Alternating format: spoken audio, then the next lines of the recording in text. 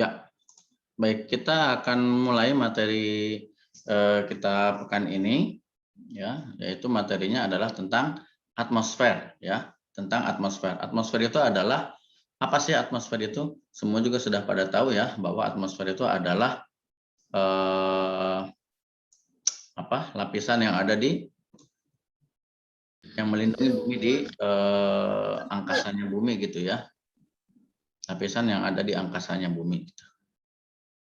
Nah, kita mulai materinya. Nah, ini dia atmosfer ya.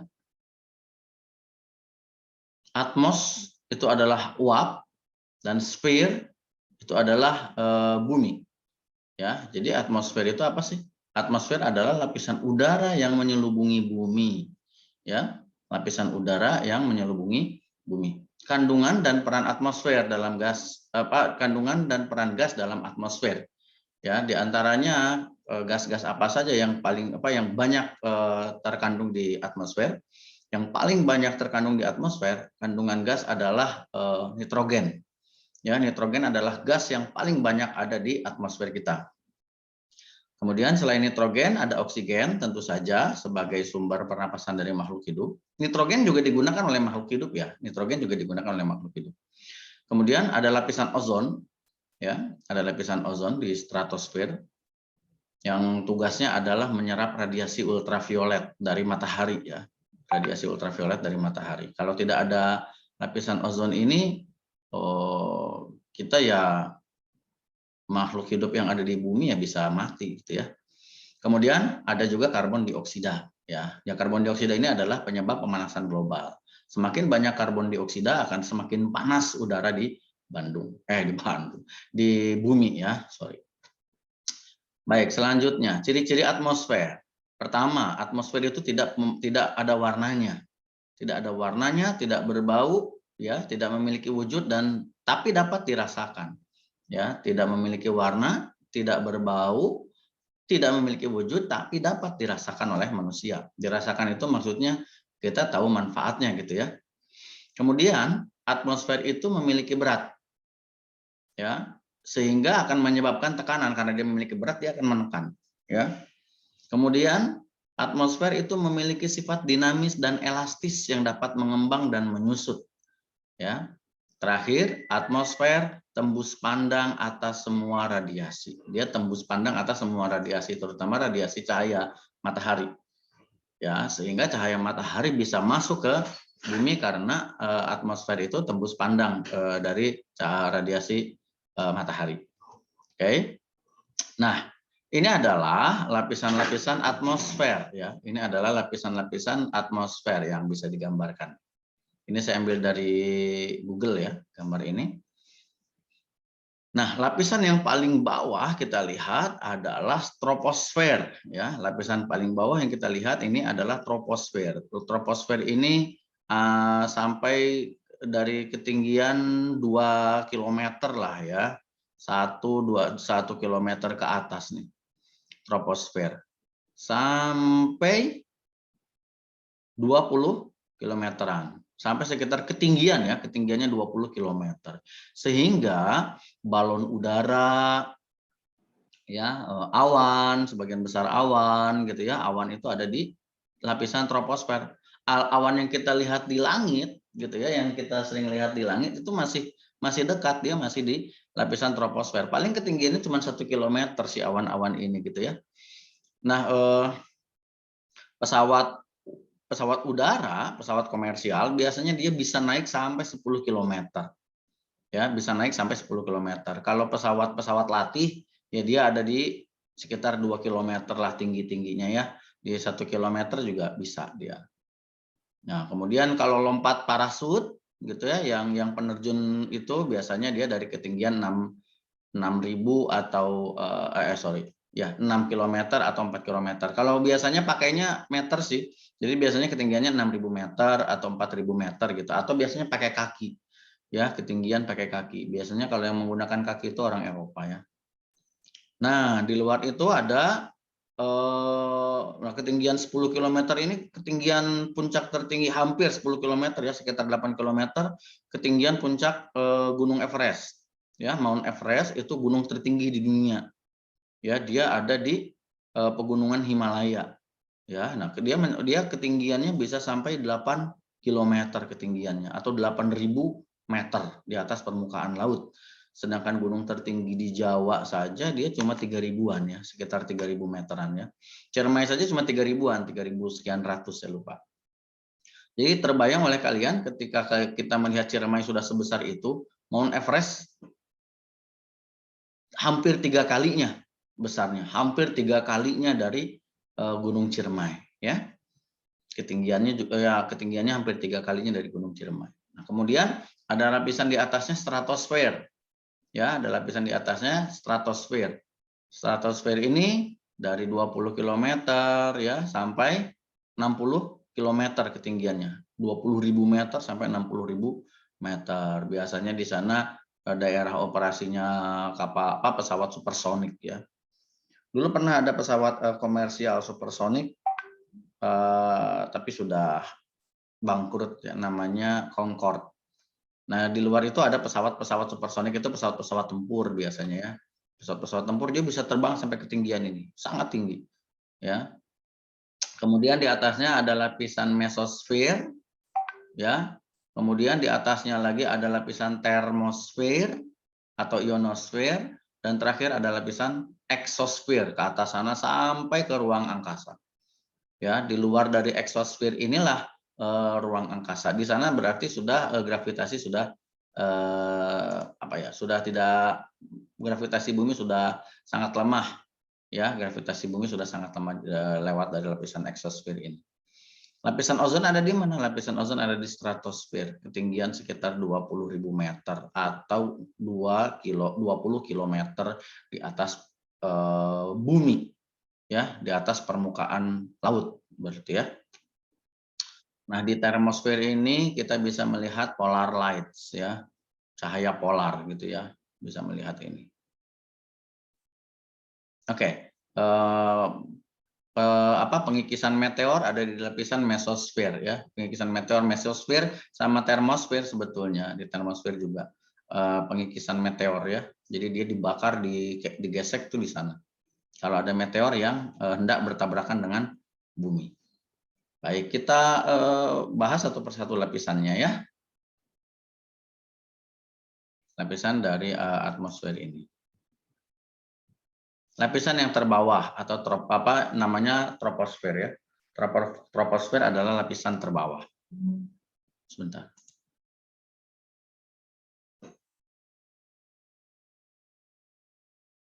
Ada yang izin ambil kuota. Ya.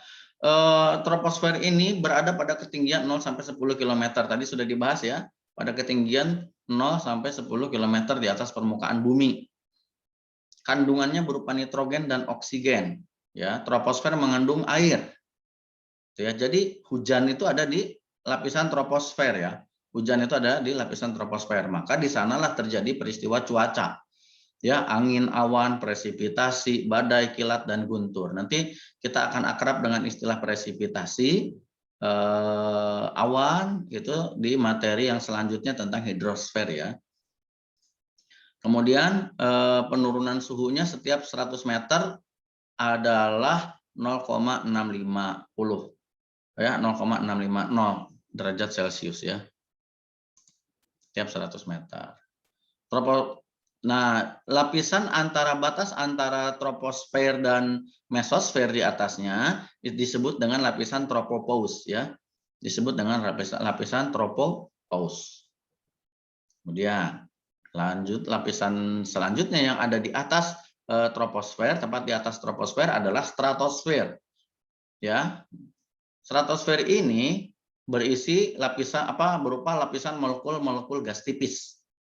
Ya, ketinggiannya ada di 10 sampai 50 km. Stratosfer ini. Lapisan bawah mengandung bahan sulfat yang memengaruhi hujan. Lapisan bawah dari stratosfer ini adalah mengandung bahan sulfat. Sulfat itu SO4 ya, yang memengaruhi hujan. Lapisan inversi peningkatan suhu ada akibat adanya lapisan ozon. Dia juga merupakan lapisan inversi ya, akibat adanya lapisan ozon. Suhu lapisan bawah stabil dan sangat dingin. Lapisan bawah dari stratosfer ini stabil dan sangat dingin. Stratopause adalah batas antara stratosfer dan lapisan di atasnya. Ya, jadi setiap batas lapisan itu dia ada dikasih nama pause ya. Kemudian lapisan selanjutnya di atas stratosfer adalah mesosfer. Ya, ketinggiannya adalah 50 sampai 85 km. Di sini terjadi penurunan suhu ya di lapisan di lapisan mesosfer ini. Kemudian pembakaran meteor dan penghancuran meteor juga ada di lapisan ini ya. Nah, batas antara mesosfer dengan lapisan yang ada di atasnya lagi itu disebut dengan mesopause ya, mesopause. Kemudian lapisan di atas mesosfer ya adalah termosfer atau ionosfer. Ya, disebut lapisan termosfer karena lapisannya sangat panas.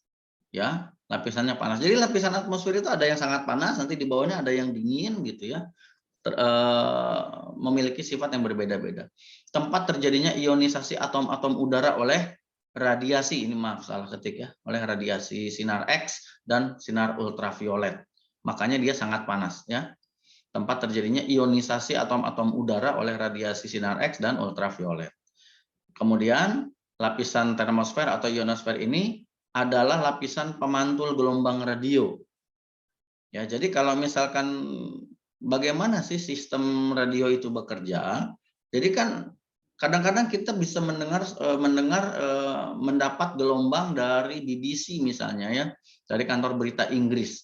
Kenapa bisa? Padahal dia diberitakan dari Inggris, kan jauh dari Indonesia, dan apalagi bumi itu melengkung, gitu ya. Bumi itu melengkung, bumi kan melengkung begini. Misalnya ini Inggris, ini Indonesia. Bagaimana caranya sinyal radio itu bekerja, gitu ya. Jadi di Inggris ini radio itu dia namanya radio kan pasti punya pemancar. Ya, pemancar itu memancar ke atas. Saat dia memancar ke atas.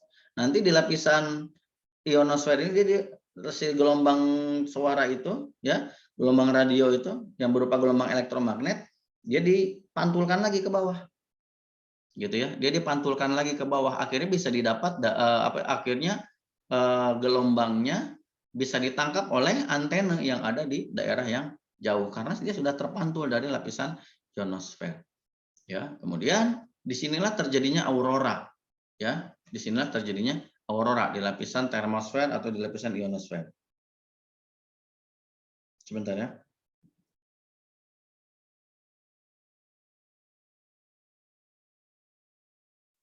Kemudian, nah batas lapisan yang di atasnya, batas lapisan ionosfer dengan lapisan yang ada di atasnya adalah termopause ya, ionosfer atau ionosfer atau termosfer.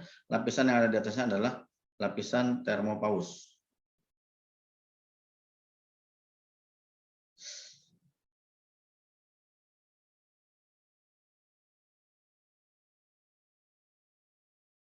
Sebentar ya.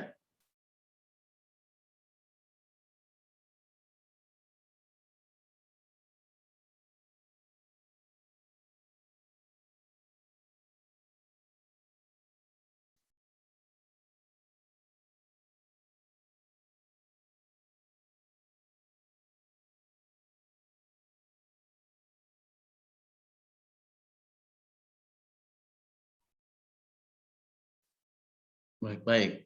Kita lanjut ke selanjutnya. Lapisan yang ada di atas termosfer atau ionosfer itu adalah lapisan yang paling atas atau paling luar, dia disebut dengan eksosfer. Ya, kandungan gas utamanya adalah hidrogen dengan kerapatan yang semakin berkurang setiap naik ke tempat yang lebih tinggi. Jadi dia semakin renggang kerapatan udaranya, semakin renggang ya. Baik, itu adalah lapisan-lapisan atmosfer. Kemudian, apa hubungannya antara atmosfer dengan cuaca dan iklim? Ya, jadi gambaran fisis dari keadaan atmosfer itu tergambar pada cuaca dan iklim. Ya, jadi cuaca dan iklim itu menggambarkan keadaan atmosfer. Cuaca dan iklim itu menggambarkan keadaan atmosfer. Keadaan yang dimaksud ini meliputi apa saja? Meliputi radiasi matahari, ya bisa dilihat nih, suhu udara, tekanan udara, kelembapan, curah hujan, serta arah dan kecepatan angin. Semua ini, semua parameter ini ya, semua parameter ini yang akhirnya akan menyebabkan cuaca dan atau iklim. Lantas apa bedanya cuaca dengan iklim? Ya, apa bedanya cuaca dengan iklim?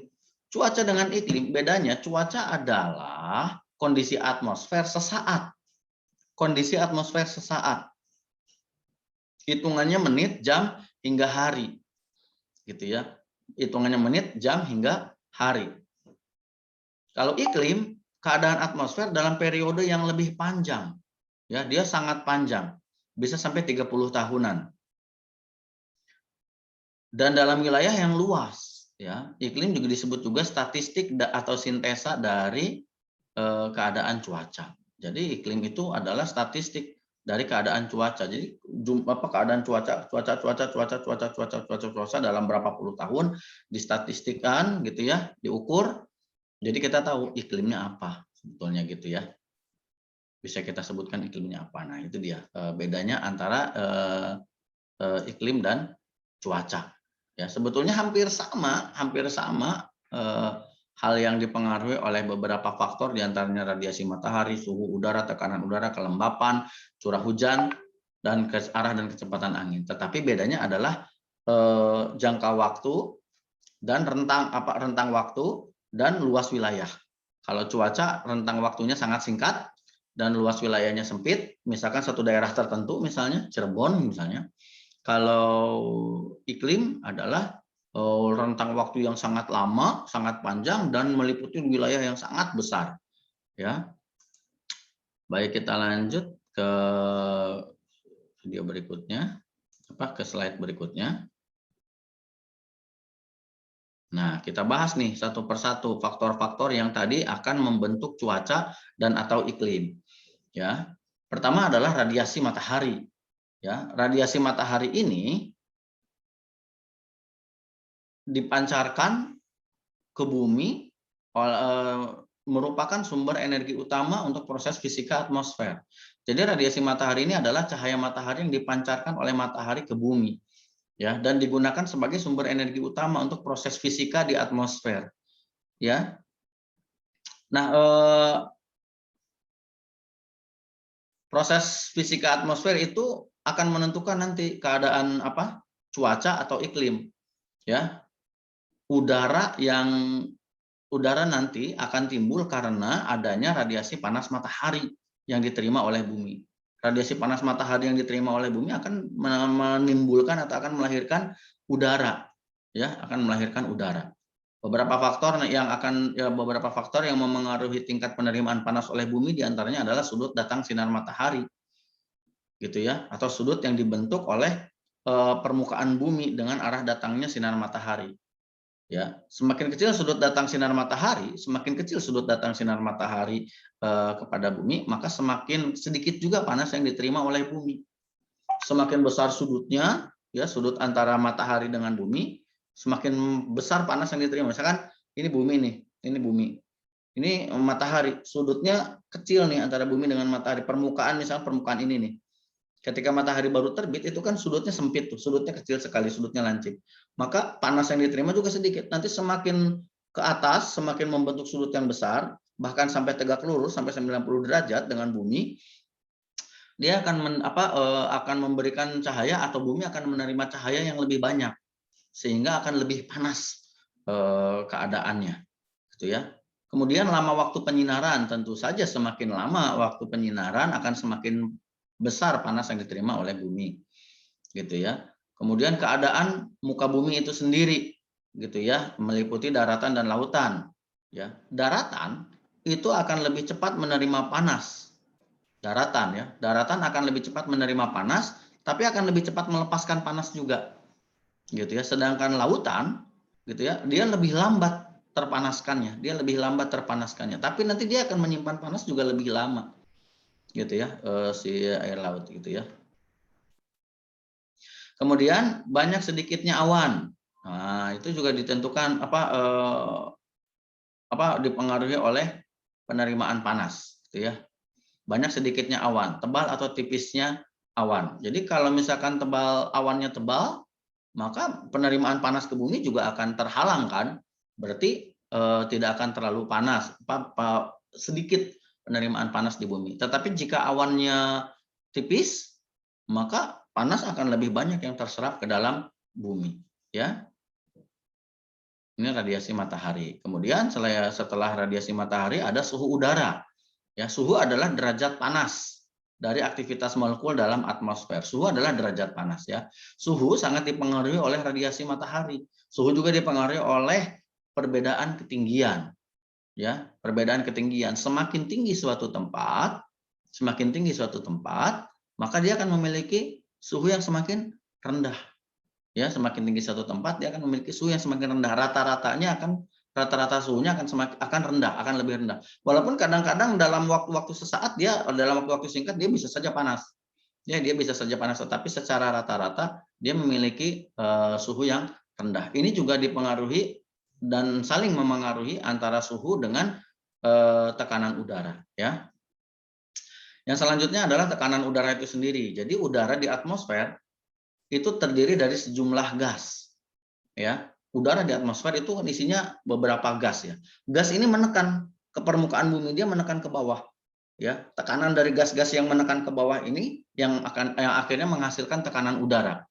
Semakin tinggi suatu tempat, semakin rendah tekanan udaranya. Jadi semakin dia tinggi, tekanan udaranya semakin rendah, dia semakin kecil tekanan udaranya. Tekanan udara juga bervariasi dari waktu ke waktu. Jadi tidak selalu begitu tekanan udara itu, berubah-ubah. Ya, variasi ini umumnya disebabkan oleh suhu udara. Ya, udara dingin akan lebih berat daripada udara yang hangat. Ya, udara dingin itu akan lebih berat daripada udara hangat, maka udara dingin dia akan turun ke bawah sifatnya. Sedangkan udara hangat dia akan naik ke atas. Nanti ini akan menimbulkan arus yang namanya arus konveksi. Ya, yang namanya arus konveksi. Dia selalu begitu. Sama seperti konsepnya seperti AC. AC ruangan itu ditaruh di atas karena dia mengeluarkan udara dingin. Maka udara dingin itu yang tersebar nanti akan memenuhi seluruh ruangan bagian atas dan akan turun untuk mendinginkan seluruh ruangan. Sedangkan udara yang hangat maka dia akan naik ke atas. Nanti dia didinginkan lagi oleh udara yang keluar dari AC. Nah, daerah-daerah yang memiliki tekanan udara yang sama itu dihubungkan dengan sebuah garis seperti terlihat pada latar belakang layar ini ya.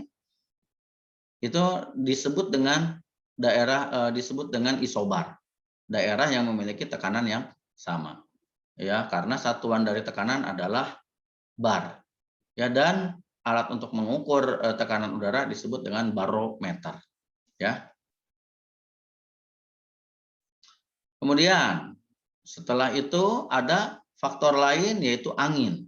Ya, angin adalah udara yang bergerak yang diakibatkan oleh rotasi bumi dan juga karena adanya perbedaan tekanan udara di sekitarnya.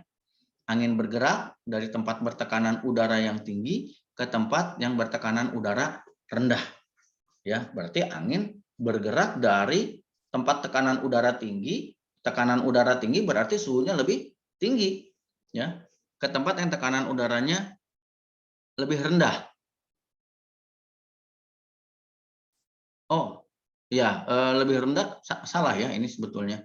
Angin itu akan bergerak dari daerah yang memiliki suhu udara lebih rendah menuju ke suhu udara yang lebih tinggi. Ya, angin akan bergerak dari suhu udara yang lebih rendah ke suhu udara yang lebih tinggi ya. Nah, hubungannya antara tekanan udara dengan suhu adalah jika tekanan udara semakin rendah, maka suhu juga akan semakin rendah. Ya, jika tekanan udara tinggi, suhu akan semakin tinggi. Ya, seperti kita pernah pelajari ada materi ada persamaan PV sama dengan nRT. P dikali V sama dengan N dikali R dikali T. Maka hubungan antara P atau tekanan dengan T atau suhu itu adalah berupa garis lurus ya. Kalau P-nya semakin meningkat, maka T juga akan semakin meningkat. Ya, dan P turun, T akan turun. Berarti kalau suhu tekanan udara tinggi, berarti suhunya akan semakin tekanan udaranya tinggi, suhunya akan semakin tinggi. Kalau tekanan udara rendah, suhu akan semakin rendah. Baik, kita lanjut. Kelembapan udara. ya. Kelembapan udara ini bahasa Inggrisnya humidity ya. Bahasa asingnya humidity. Kita sering temui istilah humidity ya. Kelembapan udara ini adalah kandungan uap air di udara yang terdiri dari kelembapan mutlak, kelembapan nisbi atau relatif, maupun defisit tekanan uap air. Ya, kelembab ini salah tulis ya, harusnya lembab. Yang benar ini tulisan yang di atas ini lembab, bukan lembab. Ya, yang benar itu lembab. Kelembapan mutlak adalah kandungan uap air per satuan volume, sedangkan kelembapan relatif adalah membandingkan kandungan, oh ini salah ketik lagi, membandingkan kandungan tekanan uap air aktual dengan keadaan jenuhnya. Kelembapan udara umumnya lebih tinggi pada malam hari. Ya, kelembapan rata-rata harian atau bulanan di daerah tropis basah seperti Indonesia ini relatif tetap. Umumnya kelembapan udara relatif di Indonesia ini adalah di atas 60%. Jadi dia kalau kelembapan udara itu pakai persentase ya. Pakai 60%. Kemungkinan besar kalau Cirebon dia lebih besar lagi ya. Mungkin bisa sampai 90% kelembapan udaranya. Nah, kemudian awan ya. Awan secara umum awan terbentuk ketika udara naik mencapai titik embun. Suhu di mana udara menjadi jenuh. Ya, dengan adanya inti kondensasi seperti debu, es, dan garam, uap air biasanya mulai mengembun untuk membentuk awan. Di daerah tropis, umumnya proses kondensasi dan pembentukan awan dapat terjadi pada suhu tinggi di atas 0 derajat Celcius, ya, melalui pengangkatan udara atau konveksi yang diakibatkan oleh pemanasan yang kuat. Ini awannya nanti awan nanti ada macam-macamnya. Ada awan cirrus, ada awan nimbus, ya, ada cumulonimbus. Nanti kita akan bahas itu. Dan terakhir, hujan. Ya, hasil akhir dari perpaduan unsur-unsur cuaca yang tadi, radiasi matahari, suhu udara, tekanan udara, kelembapan udara, gitu ya, adalah hujan. Ya, suatu kejadian hujan biasanya disebabkan bukan hanya karena suatu tipe gerakan udara, melainkan oleh gabungan dari beberapa tipe gerakan udara. Nah, kita akan bahas materi tentang hujan ini di materi selanjutnya tentang hidrosfer ya, tentang hidrosfer yang akan menjelaskan tentang perjalanan siklus air. Baik, materi yang dapat saya sampaikan cukup sekian. Setelah ini kita akan tanya jawab ya. Saya akan stop sharing screen dulu ya.